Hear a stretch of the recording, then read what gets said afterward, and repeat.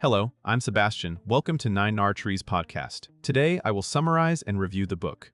The Compounders by Oddbjørn Dybvad explores how a specific type of business can create exceptional long-term wealth by repeatedly reinvesting cash flows into sensible acquisitions and steady operational improvement. Rather than focusing on flashy growth stories, the book highlights a disciplined model built around decentralized management, strong capital allocation, and a patient time horizon. Dybvad examines why some serial acquirers turn small, low-profile purchases into powerful engines of compounding shareholder returns and why others destroy value through overreach, debt, or integration mistakes. The narrative is aimed at investors and business leaders who want to understand how to evaluate acquisitive companies beyond headlines and deal size, including the incentives, culture, and metrics that drive durable performance. By emphasizing process over prediction, the Compounders provide the framework for thinking about quality, price, and the long runway available to businesses that can redeploy capital at attractive rates for years or decades. I will give you key takeaways from this book.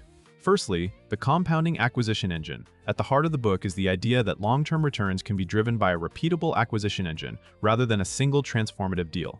Dybvad focuses on how small, frequent acquisitions can compound value when they are bought at sensible prices, funded prudently, and integrated with a light touch.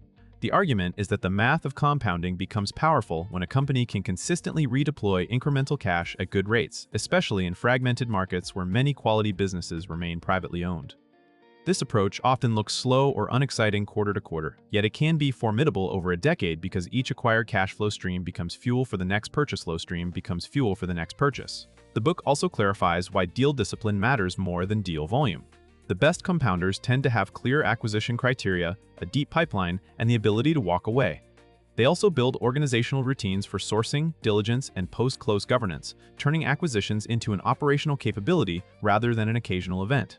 Secondly, decentralization and culture as an integration strategy. A recurring theme is that many successful compounders do not rely on heavy integration to extract value. Instead, they preserve what made the acquired company attractive in the first place by keeping strong local leadership, minimizing disruption, and aligning incentives. Dybvad explains how decentralized structures can scale. Headquarters focuses on capital allocation, risk control, and high-level performance monitoring, while operating units retain autonomy over customers, pricing, and day-to-day decisions. This model can reduce the common integration risks that plague acquirers, such as talent loss, customer churn, and cultural clash. The book also emphasizes that culture is not a soft add-on, but a practical operating system that shapes decision quality. A culture that rewards prudence, honesty in reporting, and long-term thinking helps prevent the gradual decay that can occur when acquisition targets are prestige or short-term growth optics. For investors, the takeaway is to assess management behavior, governance, and operating philosophy as carefully as financial statements, because culture influences whether the acquisition machine remains durable. Thirdly, capital allocation discipline and return. Focused thinking, the Compounders, highlights capital allocation as the critical skill that separates great acquirers from mediocre ones. Dybvad frames the company as a capital allocation vehicle. Management must choose among acquisitions, organic reinvestment, debt reduction, dividends, and buybacks, always with an eye on long-term per-share value creation. The book discusses how disciplined compounders focus on cash generation, high incremental returns, and conservative financing rather than maximizing reported revenue or chasing market applause. It also addresses the role of valuation and underwriting. Buying a wonderful business can still be a poor decision at the wrong price, while an average business can be a great deal if it is purchased cheaply and improved thoughtfully. The reader is encouraged to think in terms of opportunity cost and internal hurdle rates, and to judge performance by return on invested capital and per-share outcomes. This topic is particularly useful for investors learning to evaluate managerial decisions across cycles, when easy money and rising markets can mask weak underwriting. Fourthly, what to look for in a true compounder as an investor. Beyond describing the model, Dybvad provides a lens for identifying companies that can compound for a long time. The book directs attention to qualitative and quantitative indicators, a long runway of potential targets in fragmented niches, stable end markets, sticky customer relationships, and a history of conservative accounting and balance sheet management. It also explores the importance of repeatability, meaning the firm can keep doing similar deals without needing increasingly large or risky targets. Another key point is incentives.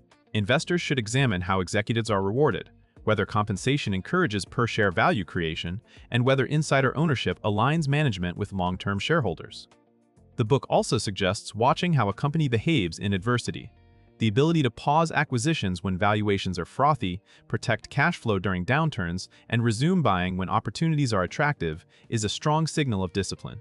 In practice, this topic helps readers move from storytelling to structured analysis, building a checklist that distinguishes durable compounders from serial acquirers that rely on leverage, accounting adjustments, or relentless deal-making to appear successful. Lastly, risks, failure modes, and how compounding breaks. Dybvad does not present compounding as automatic. The book outlines how acquisition-driven strategies can fail and why returns can degrade over time. One common failure mode is price inflation, when competition for deals rises and management compromises on valuation to maintain growth. Another is leverage creep, where debt is used to accelerate acquisitions, leaving the company exposed when cash flows dip or credit markets tighten. The book also addresses organizational strain. As the portfolio grows, weak governance, inconsistent reporting, or insufficient managerial talent can cause performance slippage and missed problems. Cultural drift is another risk, especially when success breeds complacency or when short-term targets override the careful underwriting that built the track record. For investors, this topic encourages continual reassessment rather than blind faith in a brand-name compounder. It also reinforces the importance of margin of safety, balance sheet resilience, and management candor. Understanding these pitfalls helps readers better size positions, set expectations, and avoid confusing a favorable cycle with true, repeatable skill. In conclusion, this book is best suited for long-term equity investors, analysts, and business owners who want to understand how wealth is built through patient reinvestment rather than dramatic one-off bets. It will benefit readers who are evaluating acquisitive companies and want a practical framework for judging whether a strategy is likely to create per-share value over many years. By focusing on repeatability, incentives, decentralization, and capital allocation, the book helps the reader move beyond surface-level deal announcements and toward the underlying mechanics that drive shareholder returns. That perspective can improve portfolio decisions, reduce the risk of being misled by headline growth, and sharpen thinking about quality, price, and endurance. Compared with many business books that emphasize inspirational leadership or generic M&A playbooks, The Compounders is worth buying because it centers on a specific, proven model and the conditions that make it work. It also adds value by highlighting the failure modes that end compounding, making it a balanced guide rather than a promotional narrative. Readers come away better equipped to spot durable compounders and avoid fragile imitators. If you would like to support Oddbjørn Dybvad, you can buy the book through the Amazon link I've provided in the podcast description. After reading the book, please let me know what you think and share your thoughts. See you around.